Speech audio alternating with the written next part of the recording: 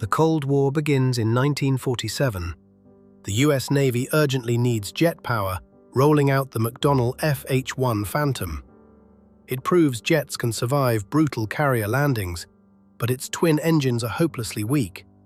It maxes out around 500 miles per hour, making it a sitting duck in a dogfight. The Navy needs more speed. Later that same year, North American delivers the FJ-1 Fury. It uses a single straight-through jet pipe, hitting 550 miles per hour. It is faster, but it still relies on straight wings. Against emerging swept-wing fighters, its aerodynamics are instantly obsolete. The Air Force faces the exact same problem. Enter the Republic F-84 Thunderjet in 1947. Built strictly to haul 4,450 pounds of bombs and rockets, it flies 86,000 strikes in Korea. But there's a catch. Fully loaded, it needs 10,000 feet of runway just to lift off. Pilots joke it has a built-in headwind. To actually hunt MiGs, America needs swept wings. Enter the F-86 Sabre in 1949. A 35-degree wing sweep, 680 miles per hour. It's not just fast, it's smart. The Sabre uses a radar-ranging gun sight to automatically calculate lead on moving targets. It ends the Korean War with an estimated 8-to-1 kill ratio. But the Air Force wasn't the only branch fighting. The Navy needed its own jet-powered heavy hitters. 1949. Grumman delivers the F-9F Panther. It hits 575 miles per hour using a licensed Rolls-Royce turbojet. It becomes a rugged ground attack workhorse and scores the Navy's first jet-on-jet kill in Korea. But it still relies on straight wings. Against swept-wing MiGs, its aerodynamics are dangerously outdated. The Navy needs a jet that can fly higher and hit harder. That same year, McDonnell answers with the twin-engine F-2H Banshee. It packs massive thrust and dominates high-altitude escort missions over Korea. It can loiter longer and carry a heavier payload than the Panther. But it shares the exact same aerodynamic curse. Its straight wings critically limit its top speed, making it vulnerable. The military urgently needs radar-equipped night hunters. Enter the Douglas F-3D Skynight in 1951. A massive twin-engine carrier-based night fighter. It packs a heavy night-tracking radar. It secures the first confirmed jet kill by a UN night fighter. But that massive radar comes with a massive weight penalty. It is incredibly heavy and sluggish. While the Navy redesigns, the Air Force faces an immediate Soviet bomber threat.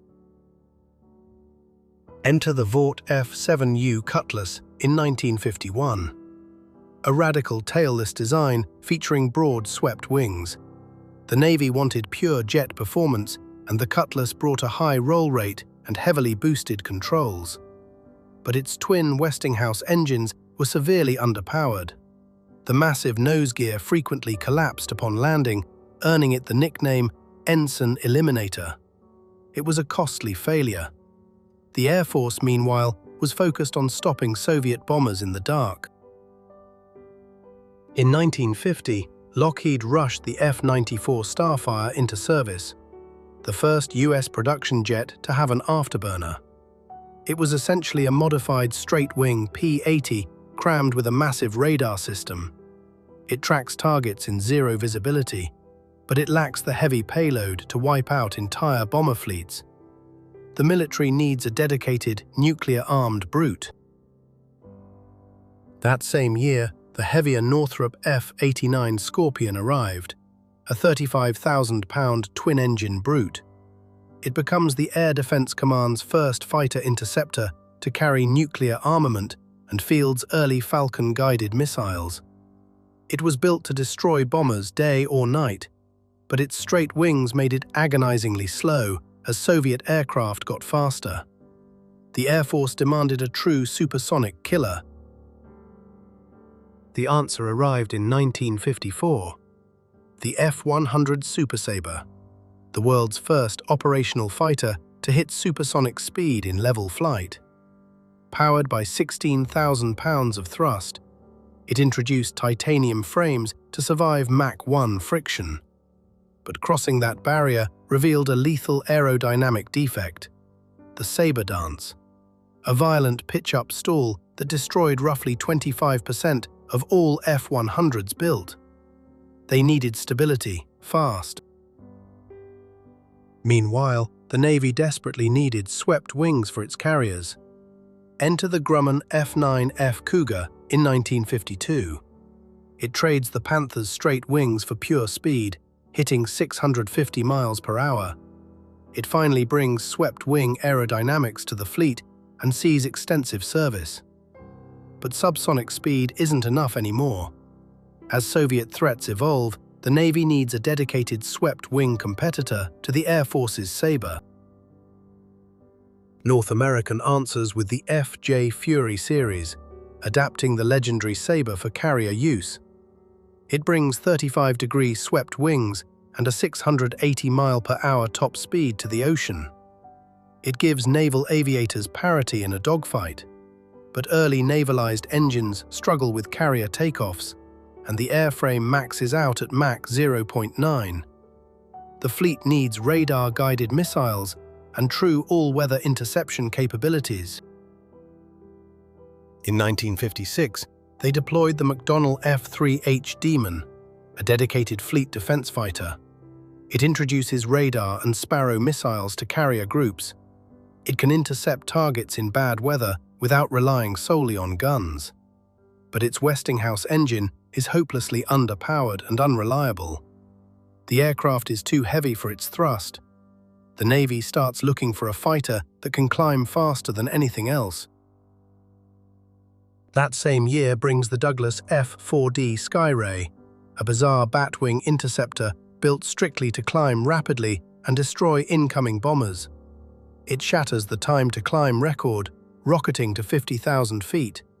But its radical shape means horrific aerodynamic drag at altitude and poor fuel endurance.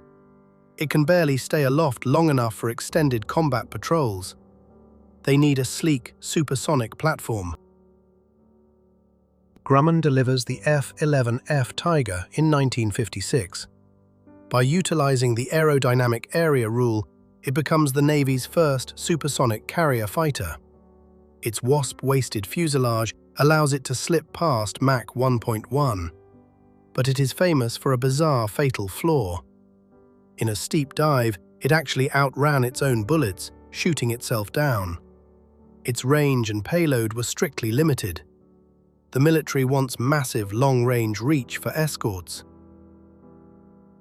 The military wanted a stable, long-range escort, so in 1957, the F-101 Voodoo arrived.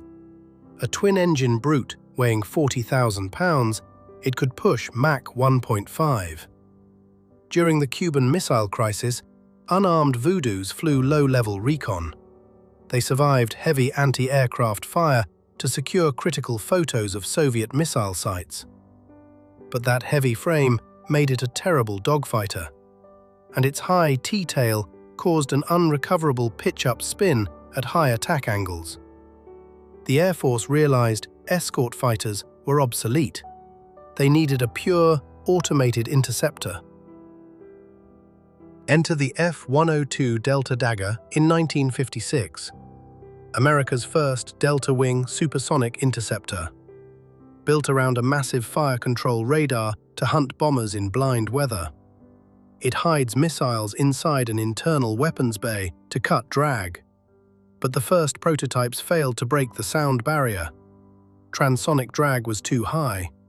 Engineers literally had to pinch the jet's waist, the area rule, just to hit Mach 1.2. It was a stopgap. The Navy, however, needed a gunfighter.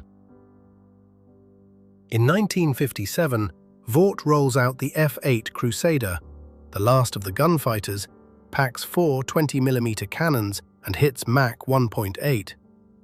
Carrier landings are brutal, so engineers design a variable incidence wing. the whole wing pivots up 7 degrees. This keeps the fuselage level for visibility while generating massive lift at slow speeds. It dominates in Vietnam with the highest kill ratio of any Navy jet, but it has an atrocious accident rate on carrier decks. It's too demanding to fly. Meanwhile, the Air Force pushes for absolute speed. Speed. That was the only requirement. In 1958, Kelly Johnson delivered the F-104 Starfighter, a missile with a man in it, Mach 2 capable. Its wings are so sharp, ground crews need protective covers to avoid getting cut. It sets simultaneous world records for speed, altitude, and time to climb. But those tiny wings generate zero lift at low speeds. The glide ratio is basically a falling brick. Over a quarter of all F-104s built were lost in accidents. The military realizes pure speed isn't enough. They need an interceptor that balances velocity with stability. In 1959, Convair perfects the Delta formula with the F-106 Delta Dart, built specifically to intercept Soviet bombers at Mach 2.3. It remains the fastest single-engine fighter in US military history. It packs a nuclear-tipped unguided rocket designed to wipe out entire bomber formations. But as intercontinental ballistic missiles replaced bombers, the F-106 lost its primary target. America realizes pure interceptors aren't enough. They need to carry a massive payload, low and fast. Enter the F-105 Thunderchief in 1958. The Thud, a 50,000-pound tactical fighter bomber.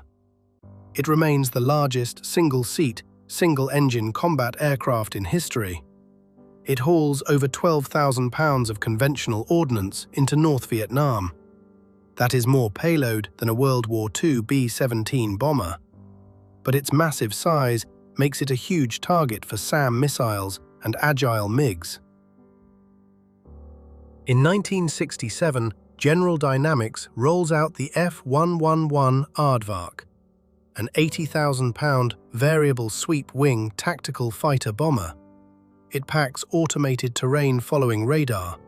It flies at Mach 1.2, just 200 feet off the ground in pitch black. It drops massive payloads precisely on target. But it's too heavy and complex for pure dogfighting. The Navy cancels its carrier version entirely. The military demands a joint solution that can actually dogfight and drop bombs. The F-4 Phantom II arrives in 1960, a twin-engine, two-seat monster pushing Mach 2.2. It proves raw thrust can make a brick fly. Over Vietnam, the Phantom becomes the ultimate dogfighter and bomber combined. It hauls 18,000 pounds of payload and breaks 15 world records. But engineers made a deadly assumption. They thought missiles made dogfighting obsolete, building early F-4s without a gun. MiGs simply got inside their missile range. Plus, the Phantom is massive and expensive. America's allies need something entirely different. Enter the Northrop F-5 Freedom Fighter in 1962, a 9,000-pound featherweight built specifically to be cheap, reliable, and easy to export. It trades complex heavy radars for pure aerodynamic agility. It is so maneuverable and tiny that the US military uses it for decades as an aggressor aircraft to train pilots. But its lightweight design means a short combat radius and minimal payload. It absolutely cannot protect an aircraft carrier group from heavy Soviet bombers. The Navy demands a massive dedicated fleet defender. In 1974, fleet defense evolves. The F-14 Tomcat, built to protect carriers from Soviet anti-ship missiles, it generates 40,000 pounds of thrust. Its variable sweep wings give maximum lift for takeoff, then tuck back for Mach 2.3 dashes. It packs the AWG-9 radar and 6 Phoenix missiles, tracking 24 targets and firing at 6 simultaneously from 100 miles away. But those early TF-30 engines are a nightmare. They stall during aggressive high-angle turns, and the Tomcat is agonizingly expensive, demanding 50 hours of maintenance for every flight hour. The Air Force wants something else: pure, unbeatable air superiority. In 1976, McDonnell Douglas delivers the F-15 Eagle, built with a strict design mandate: not a pound for air-to-ground. A pure dogfighter packing 47,000 pounds of combined thrust, its thrust-to-weight ratio is greater than 1. It can accelerate straight up. It carries an undefeated combat record with 104 air-to-air kills and 0 losses. But dominance costs money. At nearly $30 million per jet in the 1970s, America can't afford a fleet made entirely of Eagles. The Pentagon needs a lightweight, low-cost brawler to fill out the numbers. Enter the F-16 Fighting Falcon in 1978. The Viper, a 20,000-pound lightweight brawler built around a single engine. It is deliberately designed to be aerodynamically unstable. It relies on a computerized fly-by-wire system just to stay in the air. Pilots routinely pull 9 Gs using a new side-stick controller. But a single engine over the open ocean is a massive risk. If it chokes, you swim. The Navy refuses to buy it. They demand a twin-engine jet with heavy carrier-grade landing gear. In 1983, McDonnell Douglas answers with the F/A-18 Hornet, a twin-engine, multi-role strike fighter built to survive the brutal impact of carrier landings. It replaces both dedicated fighters and attack planes. With the flick of a switch, a pilot seamlessly swaps from dropping guided bombs to dogfighting. But the Hornet suffers from short legs. Its unrefueled combat radius is roughly 400 nautical miles. The Navy faces an immediate practical problem. Their new Hornets lack the range to project power. They urgently need a larger airframe to carry more fuel. So in 1999, Boeing delivers the F/A-18 Super Hornet. It looks similar, but it's 20% larger. A completely new 32,000-pound aircraft built to fix the short-range issue. It adds 33% more internal fuel and features squared-off intakes to reduce its radar cross-section. It becomes the backbone of the US Navy, dropping millions of pounds of precision munitions over the Middle East. But that extra bulk comes at a cost.